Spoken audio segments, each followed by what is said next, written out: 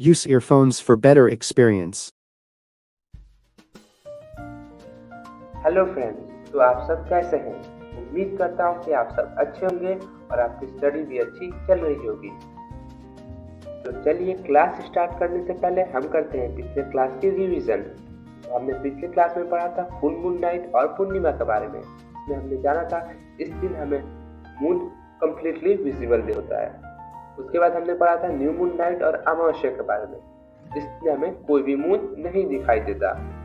उसके बाद हमने पढ़ा था सेलेस्टियल बॉडीज के बारे में। इसमें हम जानते हैं जो ऑब्जेक्ट्स रात को स्काई में शाइन करते हैं उन्हें हम सेलेस्टियल बॉडीज कहते हैं। उसके बाद हमने पढ़ा था स्टार्स के बारे में। जो सेलेस्टियल बॉडीज के पास खुद का हीट और लाइट होता है तो हम स्टार्स कहते हैं। जैसे एग्जाम्पल के रूप में हमारा सन। तो अब हम ये जानेंगे कि कौन कौन सा टॉपिक हम इस वीडियो में कवर करेंगे। तो हम इस लेक्चर में constellations, pole star, the solar system, the sun, planets and orbits के बारे में जानेंगे। तो चलिए बिना टाइम वेस्ट किए शुरू करते हैं पढ़ना विद स्टडी लाइटली।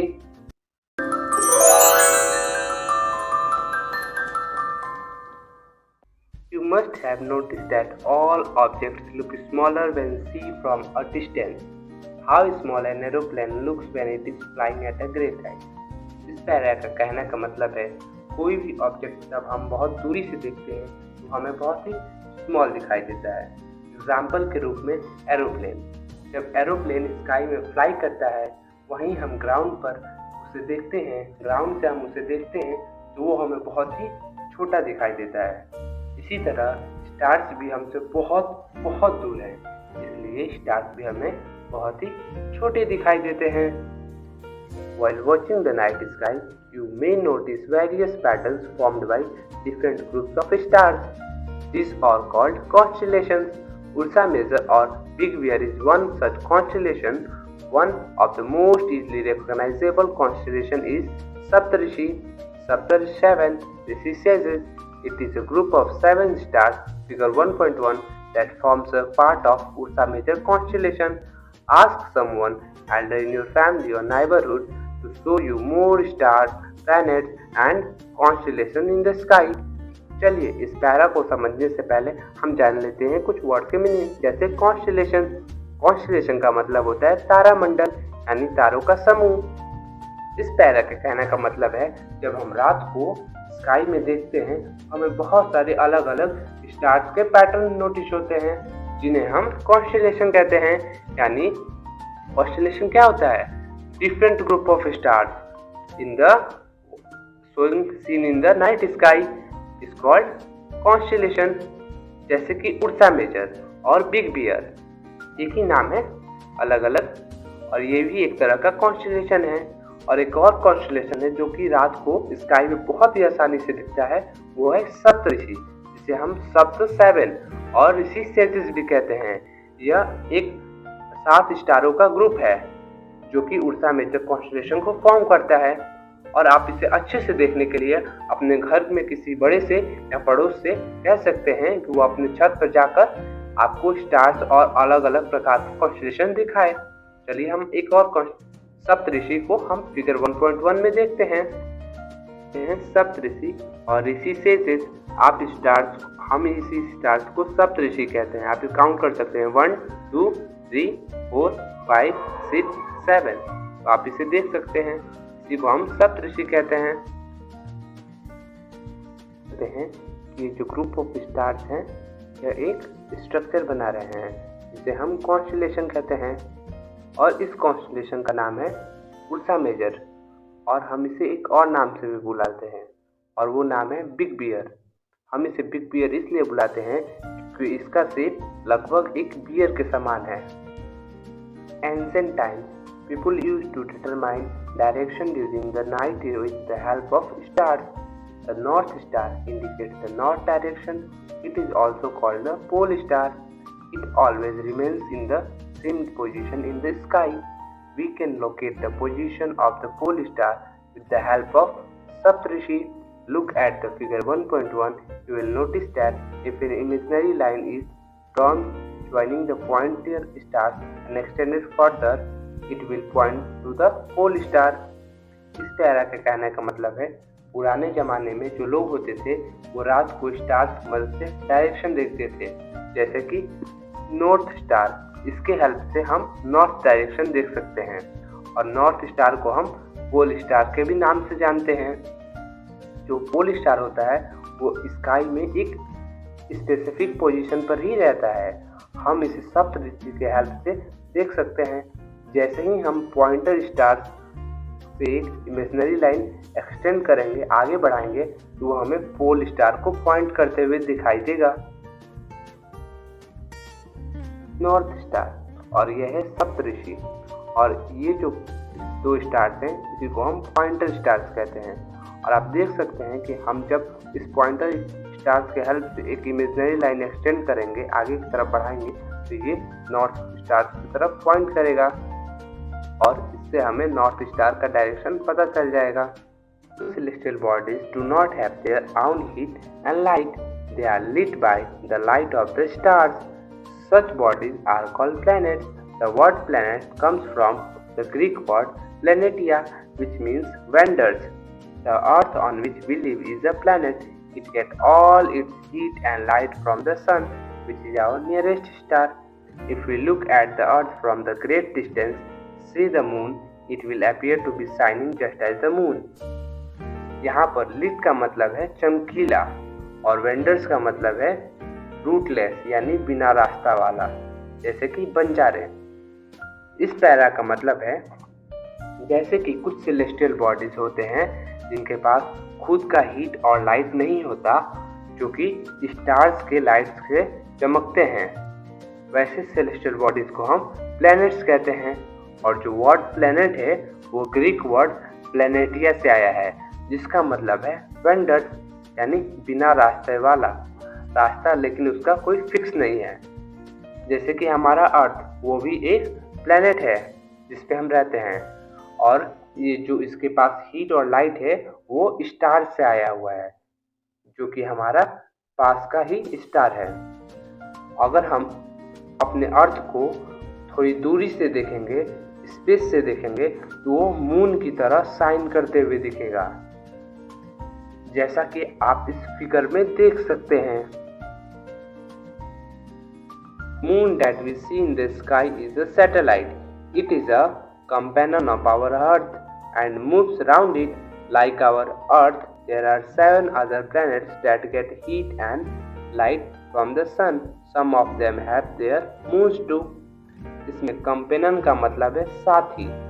इस पैरा का कहने का मतलब है जो हमारा मून है, जो कि एक सैटेलाइट है जिसे हम आकाश में देख सकते हैं, और ये हमारे अर्थ का साथी है जो कि हमारे अर्थ का चारों तरफ घूमता है। और ये जैसे हमारा अर्थ है ऐसे और 7 प्लैनेट्स हैं जो कि हीट और लाइट्स कहाँ से लेते हैं, सन से लेते हैं, और इनमें से कुछ के पास तो बहुत सारे मून्स भी हैं।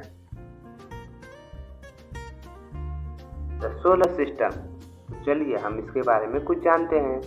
The sun, 8 planets, satellites and some other celestial bodies known as asteroids and meteoroids form the solar system.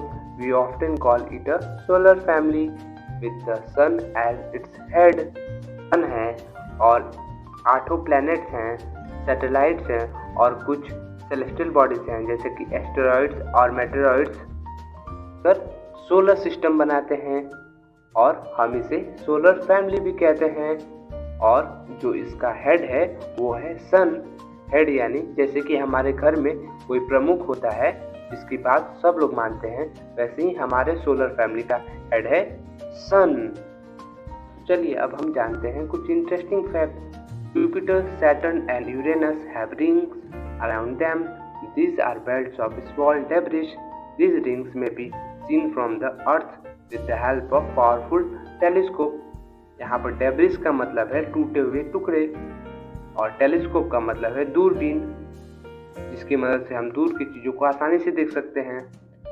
इसका मतलब जो जुपिटर, सैटर्न और यूरेनस हैं, इनकी चारों तरफ टूटे हुए टुकड़े डेब्रिस के रिंग्स जो बेल्ट के समान होते हैं उसके चक्कर लगाते हैं, और ये जो रिंग्स हैं हम अर्थ से भी देख सकते हैं।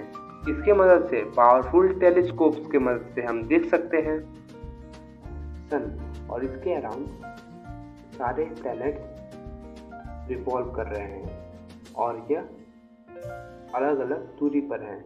और जो हमारा मर्क्यूरी है वो सन के सबसे करीब है। उसके बाद है वीनस, अर्थ, मार्स, जुपिटर, सैटर्न, यूरेनस और आखिर में नेपच्यून। और जो ये आप नंबर देख रहे हैं, ये डिस्टेंस है वो भी मिलियन किलोमीटर्स में, और 1 मिलियन इक्वल टू 10 लाख होता है। यानी जो मर्क्यूरी है वो 58 मिलियन किलोमीटर सन से दूर है, और Venus 108 million kilometre, earth 150 million kilometre, Mars 228 million kilometre, Jupiter 778 million kilometre, Saturn 1427 million kilometre, Uranus 2869 million kilometre and आखिर में नेपच्यून 4496 मिलियन किलोमीटर सन से दूर है। उसका 1 ऑर्बिट अराउंड सन 88 डे का होता है और 1 स्पिन ऑन एक्सिस 59 डेज का होता है। वेट 1 ऑर्बिट पीरियड होता क्या है और 1 स्पिन पीरियड होता क्या है? जो 1 ऑर्बिट पीरियड होता है वो पीरियड होता है जिसमें जो एक प्लेनेट होता है वो सन के एक राउंड कितने टाइम पीरियड में लगाता है, उसी को 1 ऑर्बिट पीरियड कहते हैं। जैसे कि हमारे सन का है 1 ईयर, हमारे अर्थ का है 1 ईयर, और 1 स्पिन ऑन एक्सिस क्या होता है? वो इतना पीरियड टाइम होता है जितना में कोई प्लेनेट अपने एक्सिस पे रोटेट करता है, जिसके वजह से ही डे और नाइट होता है। और जो मर्क्यूरी का 1 ऑर्बिट पीरियड है वो 88 डे होता है और 1 स्पिन पीरियड 59 डेज होता है। और वीनस का होता है 1 ऑर्बिट पीरियड 255 डेज और 1 स्पिन पीरियड 243 डेज, और हमारे अर्थ का 365 डेज जो कि 1 ईयर के बराबर है। और 1 स्पिन ऑन एक्सिस 1 डेज का होता है, और हमारे अर्थ के पास 1 मून है, और मार्स का होता है 1 ऑर्बिट पीरियड 687 डेज और 1 स्पिन पीरियड 1 डेज का होता है, और मार्स के पास 2 मून हैं। और मर्क्यूरी, वीनस, अर्थ और मार्स को एक साथ हम इनर प्लैनेट्स कहते हैं। इन्हें इनर प्लैनेट्स किस लिए कहते हैं? क्योंकि ये सन के बहुत पास हैं। और ये किस चीज से बने होते हैं? ये बने होते हैं रॉक्स यानी पत्थर से। जुपिटर का 1 ऑर्बिट पीरियड 11 ईयर 11 मंथ्स जो कि लगभग 12 साल का होता है, और 1 स्पिन पीरियड 9 आवर 56 मिनट का होता है, और इसके पास नंबर ऑफ मून्स 53 हैं, यानी 53 मून्स हैं भाई। उसके बाद सैटर्न का 1 ऑर्बिट पीरियड 29 ईयर्स 5 मंथ्स का होता है, और 1 स्पिन पीरियड 10 आवर 40 मिनट्स का होता है, और number of moon equal to Jupiter होता है कितना? 53। उसी तरह यूरेनस का होता है 1 orbit period 84 years, 1 spin period होता है 70 आवर्स 14 मिनट्स, और इसके पास 27 मून्स हैं। और उसी तरह आखिर में नेपच्यून, इसका 1 ऑर्बिट पीरियड होता है 164 ईयर्स और 1 spin on axis 16 hours 7 minutes, और इसके पास 13 मून्स हैं। और जुपिटर, सैटर्न, यूरेनस और नेपच्यून को एक साथ हम आउटर प्लैनेट्स कहते हैं, क्योंकि ये सन से बहुत बहुत दूर है, और ये जो प्लैनेट्स हैं वो बहुत बड़े हैं। और ये किस चीज़ से बने हैं? गैसेस से और लिक्विड से बने हुए हैं। Do you know Sol in Roman mythology is the sun god? Solar means related to the sun. The family of the sun is therefore called the solar system. Write down as many words using the word solar on your own as you can. क्या आप जानते हैं जो soul character था Roman mythology में, उन्हें sun god कहा गया है, और जो सोलर वर्ड है इसका मतलब होता है रिलेटेड टू द सन, यानी सन से जुड़ा हुआ। और इसलिए जो हमारा सन का फैमिली है उसे हम सोलर सिस्टम कहते हैं। और ऐसे ही वर्ड्स सोलर के साथ जो वर्ड्स आते हैं, ऐसे वर्ड्स आप अपने खुद से लिखिए। अगर आपको ऐसे वर्ड्स नहीं सूझ रहे तो वीडियो के आखिरी तक बने रहे, मैं इसका आंसर आखिरी में बताऊंगा। हमारा अगला टॉपिक है the sun. The sun is in the center of our solar system. It is huge and made up of extremely hot gases. It provides the pulling force that binds the solar system. The sun is the ultimate source of heat and light for the solar system. But that tremendous heat is not felt so much by us because despite being our nearest star, it is far away from us. The sun is about 150 million kilometers away from the earth. Huge का मतलब होता है बड़ा, extremely का मतलब होता है बहुत ज़्यादा, बाइंड्स का मतलब होता है बांधना, ट्रेमेंडस का मतलब होता है भयंकर और फेल्ट का मतलब होता है महसूस करना। इस पैरा का मतलब है जो हमारा सन है वो सोलर सिस्टम के सेंटर में है और ये बहुत बड़ा है और ये बहुत ज़्यादा गर्म गैसों से बना हुआ है और ये जो पुलिंग फोर्स के हेल्प से ही हमें और हमारे सोलर सिस्टम को बांध के रखता है और ये बहुत ही अल्टीमेट सोर्स है किसका, हीट एंड लाइट का, जो हमारे पूरे सोलर सिस्टम में पहुंचाता है और ये बहुत ही भयंकर गर्मी प्रदान करता है। इसके बावजूद भी हमें इसकी गर्मी महसूस नहीं होती क्योंकि हमारा नियरेस्ट स्टार होने के बावजूद भी यह हमसे काफ़ी दूर है। जो हमारा सन है वो लगभग 150 मिलियन किलोमीटर हमसे दूर है, यानी हमारे अर्थ से। Planets. There are 8 planets in our solar system in order of their distance from the sun. They are Mercury, Venus, Earth, Mars, Jupiter, Saturn, Uranus and Neptune. An easy way to memorize the name of the planets in order of their distance from the sun is, my very efficient mother just served as nurse. इस para का मतलब है जो हमारा solar system है उसमें 8 planets हैं। अगर हम इन्हें एक ऑर्डर में लिखेंगे डिस्टेंस रिस्पेक्टिवली तो ये होगा Mercury, Venus, Earth, Mars, Jupiter, Saturn, Uranus and Neptune. और इसे आसानी से याद करने का एक तरीका भी है, इसको एक सेंटेंस में बदल दिया गया है जिसका मतलब है मेरी बहुत प्यारी माँ ने हमें सिर्फ मेव परोसे। इसका जो फर्स्ट लेटर्स हैं हम इससे प्लैनेट का नाम याद रख सकते हैं, जैसे M फॉर मर्क्यूरी, उसके बाद V for Venus, E for earth, M for Mars, Jupiter, Saturn, Uranus and Neptune. All the 8 planets of the solar system move around the sun in a fixed path. These paths are elongated. They are called orbits. Mercury is the nearest to the sun. It takes only 88 days to complete one round along its orbit. Venus is considered as Earth's twins because its size and shape are very much similar to that of the Earth. Elongated का मतलब होता है लंबा।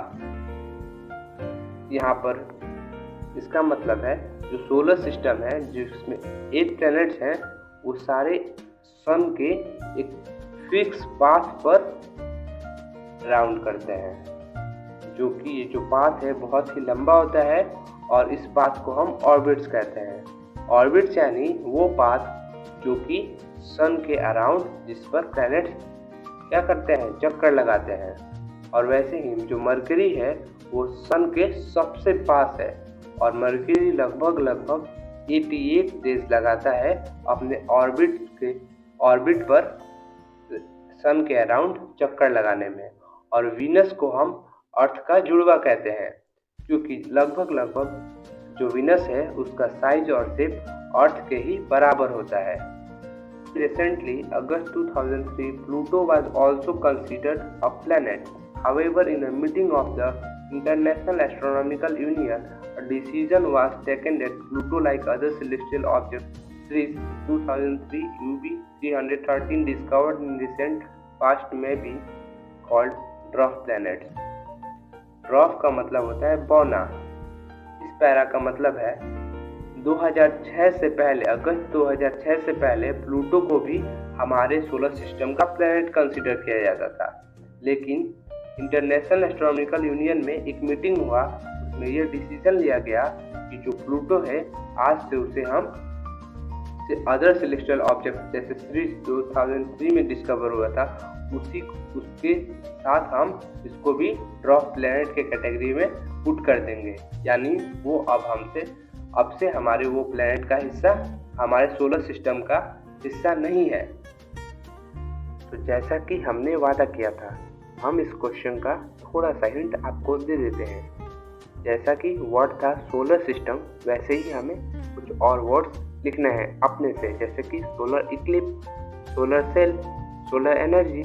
ऐसे words लिखने हैं जिसका पहला वर्ड सोलर से स्टार्ट होता हो। ऐसे ही कुछ वर्ड्स आप अपने से लिखिए और इसे आप कमेंट बॉक्स में टाइप कर दीजिए। और वीडियो अच्छी लगी हो तो लाइक कीजिए, अगर नए हैं तो चैनल सब्सक्राइब कीजिए और कमेंट कीजिए कि आपको कैसा लगा है। और कोई भी डाउट, कोई भी क्वेरीज हो तो कमेंट बॉक्स आपके लिए खुला हुआ है।